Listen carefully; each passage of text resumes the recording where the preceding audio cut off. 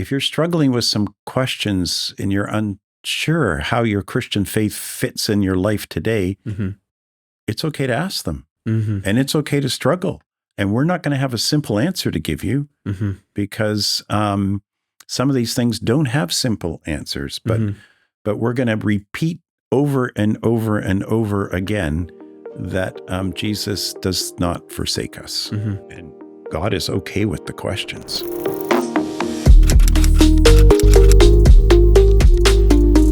Hello, welcome back to Pray Tell.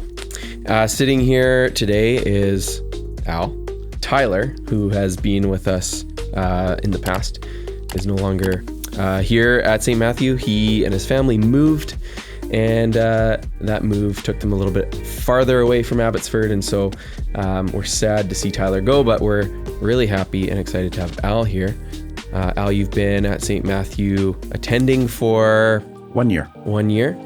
And as you pointed out in an email to us, you are not a former priest because one cannot be a former priest. Correct. Why is that? Because ordination is for life. So unless you seriously mess up and the bishop decides, nope, you're no longer qualified, it's for life. So that as a priest, I retire from being rector of a parish or whatever position the bishop had put me in. And now occasionally get a call from the bishop to do things. Other than that, we attend our local parish and participate there. So, yeah. And you preach occasionally at St. Matthew's? Yes, James. James enjoys being able to invite us to share in the liturgy and to preach on occasion. I do Sunday supply at other churches when clergy have gone on holidays, and I have discovered since retirement that some of that can be quite nice because, get a call from a church that's in Tofino that would like me to come and stay for a week. And so some of it's quite enjoyable. And then some of it is just some traveling and being in a unfamiliar parish, but it's nice to have a home parish to participate in. Right. So, if anyone remembers, you were here about a year ago. And we had this episode and discussion about liturgy. That was our topic. And when Tyler told us that he and his family was going to be moving, and we were wondering, okay, who might be a good person to kind of take or fit into that spot, into that chair. We thought you as a priest and someone who has lots of experience and maybe some insights as someone who's been doing this for a really long time compared to myself, who's still fairly new to Anglican Church. We kind of thought that would be a good fit, and it would lead to some really fruitful discussions and conversations. So how do you kind of see your fitting into this role, or what you're excited about kind of doing here? I was thinking about that this past week or so, and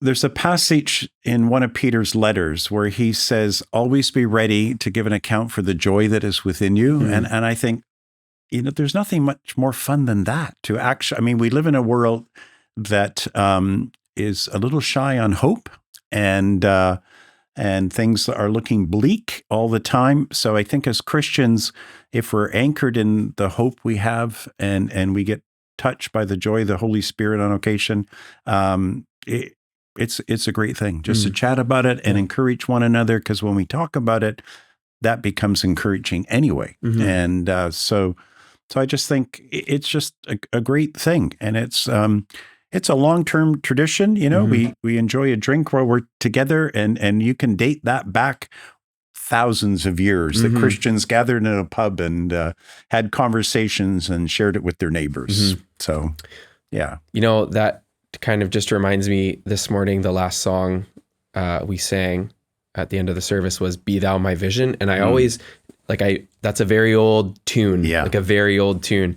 And I remember as a kid thinking, I don't remember who mentioned this, but just the idea that might have been the kind of tune that was repurposed from, people sitting around a table drinking into, let's turn that into a hymn. That's right. Yeah. I think it's like from the 5th century or something, like the actual tune. It goes way back. It's way back. Way back. Yeah.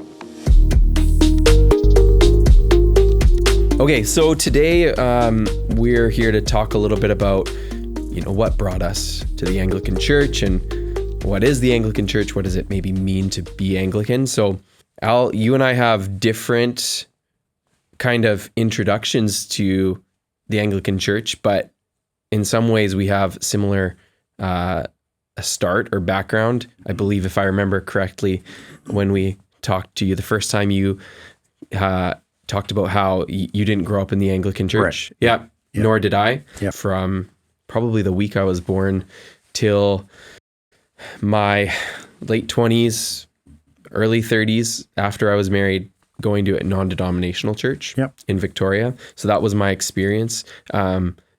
No liturgy at all, in the sense that there was nothing structured in the way we have it here. But I think what I've realized over the years that I've been at St. Matthew's is that everything, even if a church calls itself non-denominational and non-liturgical, there is a liturgy. Yeah. They just don't maybe use that word. Correct.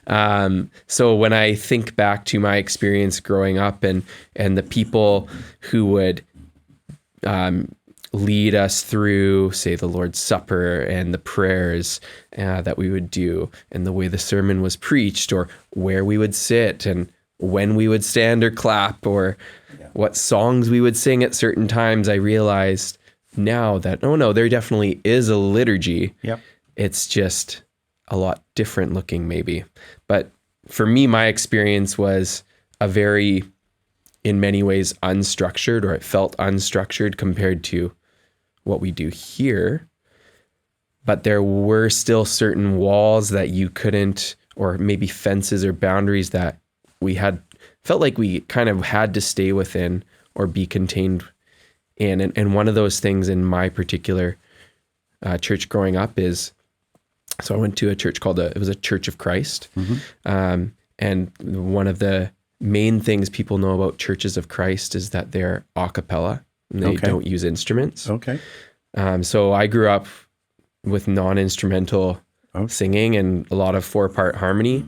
That changed in my teenage years as they kind of went away from that and introduced more music, like instruments into music and worship. But that was one of those things that was a very big deal for people and caused a lot of grief within the church. And there was one faction or group of people that really wanted to maintain the tradition. Yeah. And another that was saying, no, we need to do this. And so that's kind of where I start. And then to end up in the Anglican Church, which in some ways the worship is similar, I find. I mean, we have piano and occasionally we have other instruments, but I found a lot of comfort coming here in knowing that, or realizing that, no, there's a very strong tradition of people being able to sing in different parts and read music, and like a rich musical kind of focus or tradition here. So that's kind of my journey, I guess, in a sense, from growing up, going to church to where I am now at St. Matthew's. Yeah. For me, as a kid, we went to church on occasion, not a lot. When I was really young, went regularly because I lived with my grandparents and they went every week. And it wasn't an Anglican church, though. It, again, was a congregational kind of church. Later in the teen years, we didn't attend. And so I really didn't know what it was all about. I really didn't know what it was to be a Christian. And I became a Christian as a teenager around age 18, 19. And maybe I'll quickly share that story a little bit. There was I guess an evangelist is what you would call him, that moved into our neighborhood. I'm not sure really where he was witnessing or what he was doing, but he had a joy about him that was tangible, right? I just remember seeing this guy and thought, wow, I'd really like what he's got. Like he's got a contentment, he's got a joy, he's got something I would like. So I remember going to a concert with my friends at the arena in town. I grew up in London, Ontario. And so that was the big spot for a concert, maybe 4,000 or 5,000 people. And coming out of the concert, and actually I had seen him in the concert. I think we went to see 10 Years After. I can't remember that. Anyway, coming out, he was there with a couple other people handing out an actual newspaper, not like a little tract. It was a full newspaper.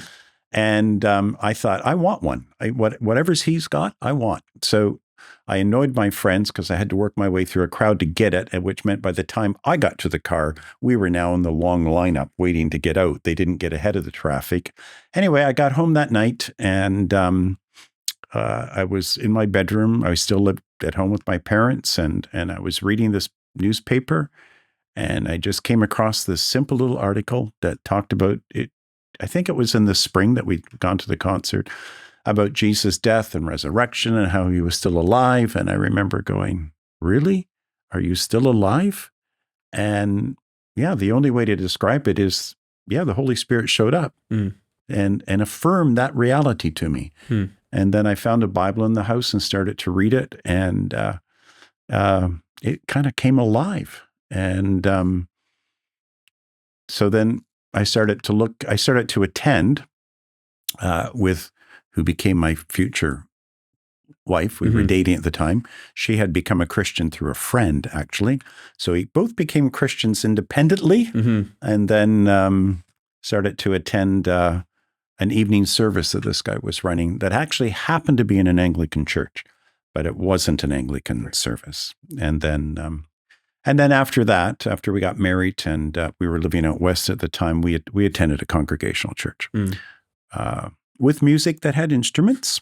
And, but again, I thought, no, it's not liturgical, but looking back, it had a very clear liturgy. I mean, you knew exactly what was going to happen on a Sunday. And God forbid you change the order, right? Yeah. And you even knew kind of what songs would be sung practically. I mean, there was a repertoire that rotated, over a 2-month period or 6-week period. But yeah, we were part of a congregational kind of church for over 20 years. Wow. And I didn't actually become part of the Anglican Church until I went to seminary, because I went to seminary actually sponsored by the Pentecostal Assemblies of Canada. And I only went to an Anglican seminary because the one they wanted me to attend was in Toronto, and we couldn't afford to move there. We had 5 kids at the time. The Anglican one was in London, so they approved that. And then I guess it was around 3rd year, I went into the dean's office, who was a bishop. And when I sat down, he said, "I thought you would have come in last year." So anyway, I did. I did move into the Anglican Church. Yeah. We don't have time to go into this, and we're not sociologists, but I wonder if, I'm thinking about my parents when they were young. My dad kind of sounds like he had a similar experience growing up with church, went occasionally with his mom, went to an Anglican church, but it kind of would have been maybe the bigger times of year, like Easter and Christmas and a few others. And then it was, as a young adult when he kind of became a Christian and found his own place. And for my mom, it was, her parents have 6 kids and they just sent them all to church and said, you have to go to church. When you're 13, you can choose if you want to continue or not.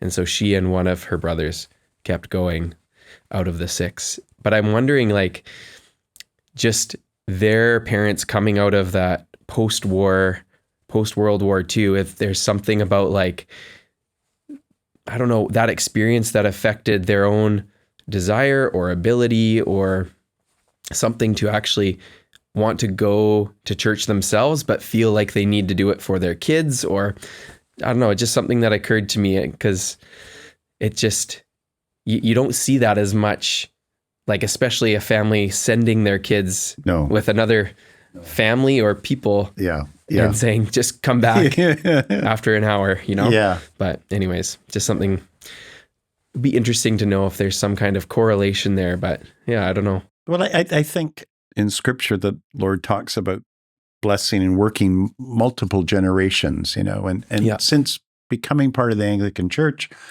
and after becoming a priest, I discovered that my ancestors who were settlers in the early 1700s were Anglican. And actually, the first church in the Diocese of Huron, where I came from, the land was given by my ancestors. So sometimes I wonder,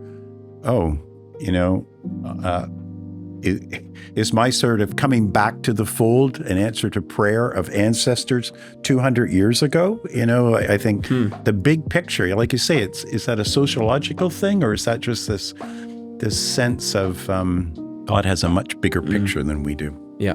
Yeah.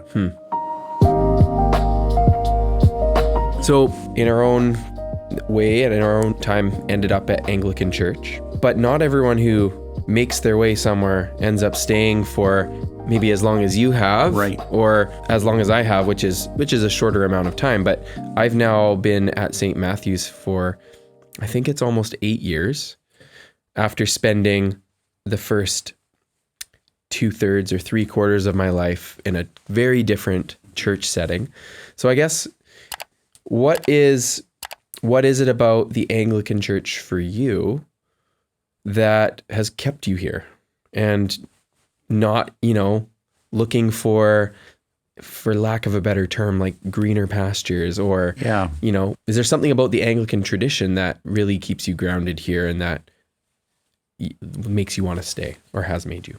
Yeah, I think one of the things that I realized at one point was looking back through Anglican history, which is a lot longer than what some people think. Some people think of it, in terms of the 1500s and the changes that happened there. But no, it goes back to at least the 200s. But when you're looking back through the history and you start to realize there's a grounding there that they're looking at the same thing I'm looking at, the reality of that God broke into human history, that Jesus was God in the flesh.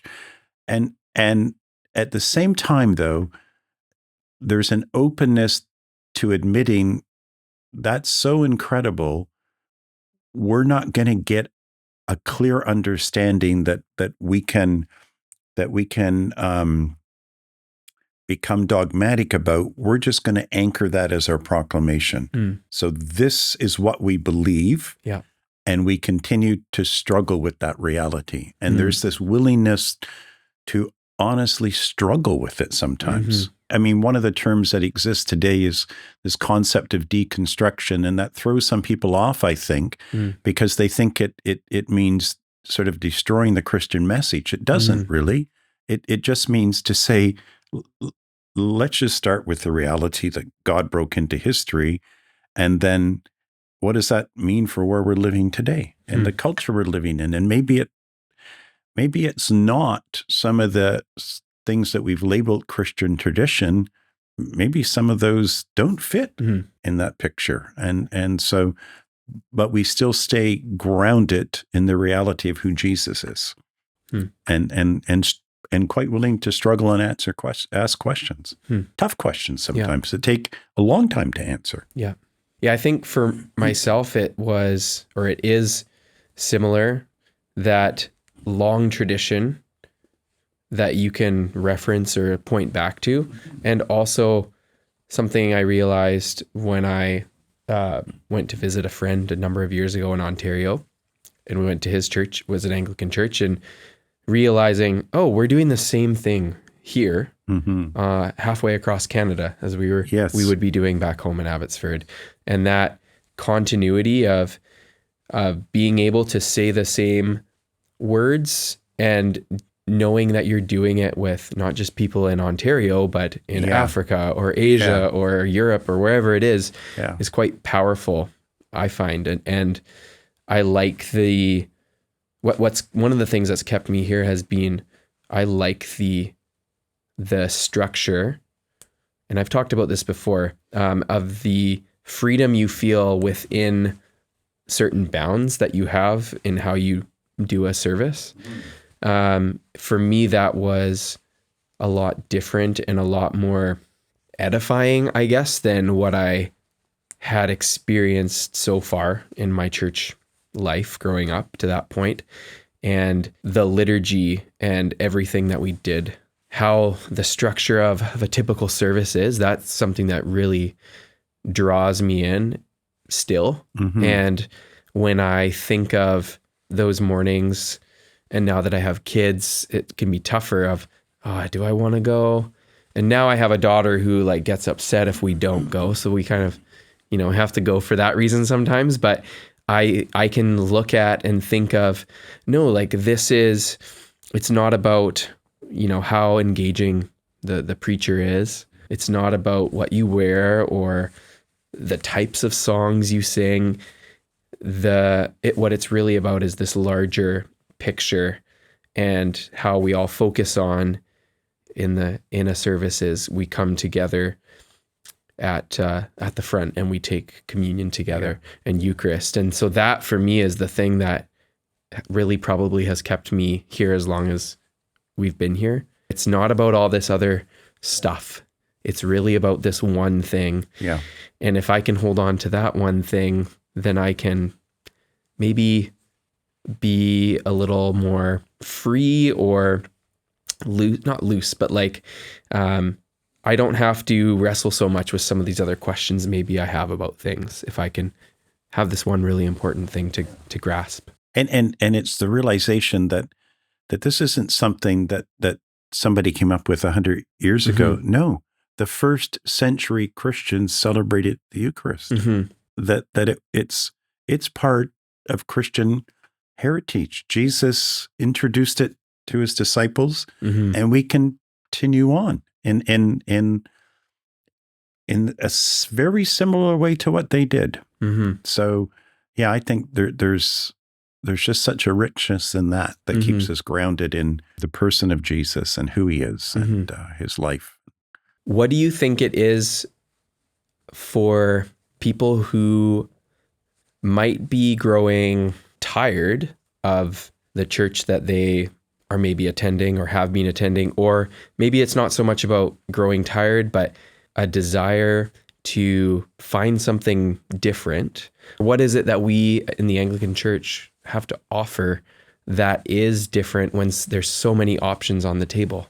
There's a mind-boggling number of options, really, different denominations, and we're certainly not good at everything. No. And even in the Anglican Church, music has experience a huge variety of music within Anglican services. Yeah. And but I think what we really do have to offer is a sense that we can honestly say to people, if you're struggling with some questions and you're unsure how your Christian faith fits in your life today, it's okay to ask them. And it's okay to struggle.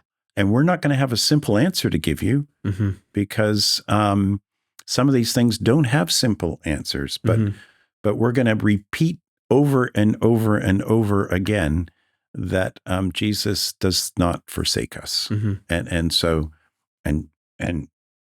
God is okay with the questions. Yeah. We can't ask something that's going to cause a problem with God. It's going to be, so I think there's this sense of being welcome right the way you are, period. No question asked about that. And a safe place. Yeah. At least we try to make it a safe place. Yeah. So, so I think there's that. My experience has been maybe unlike some other environments or spaces, at St. Matthew at least, the diversity of points of view or how we interpret life and our worldview, those are all important things, but they don't, to my knowledge and experience, impact or get in the way of all of us who come on Sundays, coming together and doing the things that we do together, taking Eucharist together. And so that's one of the things that I've really appreciated, is that we don't all conform to the same way of thinking, because no one does. Right. And I think sometimes we do this too, but maybe people have an opinion of, oh, that Anglican Church is they're the progressives or the liberals on whatever that topic. And that maybe is true in some ways, but it ignores the reality of there's a wide variety of people that attend this church from all parts of the world. And we may have different opinions and we may disagree on things. And I know we do, but I've experienced church life where disagreements become the thing that people can't put aside. And I haven't experienced that here. Yeah, I would agree that there's there is going to be a difference of opinion on lots of stuff, but we sit down to worship, and the worship itself that we are proclaiming sets the ground, the foundation that we're on, and people can even question that, and we can have conversations, but it stays the same. It doesn't change. It's not based on someone's current opinion. It's based on 2,000 years of history. So, and I think that goes back to when you look at how we do church, when we make the most important part of our service, that coming together and remembering the words that Jesus spoke at the Last Supper, when we put that as the climax of our Sunday morning experience and not anything else, that's the thing that we can really hold on to as this is what we have in common. Yeah. If there is nothing else, that's right. It's this one thing, and that should supersede everything. Yeah. Yeah. So Al, as we wrap up our first episode here together, we will be discussing in our next episode the question, are Anglicans even Christian? Yeah, and I think that's a question that lots of non-Anglicans might actually have. And before I was part of the Anglican Church, my answer to that question was, I don't think they are. So it's a good dialogue that I think, looking forward to having some sharing on that. Yeah, I'm looking forward to that as well. So with that in mind, thank you everyone for tuning in today. Thank you all for stepping in into the seat here, and we're excited. I'm excited to continue the conversations with you, and it should be really fun. So we hope you'll tune in for the next episode, and please like, subscribe, follow, comment. If you have questions for us, please do that. We'd love to hear from you. And otherwise, on behalf of Al and myself, I am Trevor. I forgot to say that in the intro. Thanks for listening. Thanks. Bye-bye. Bye.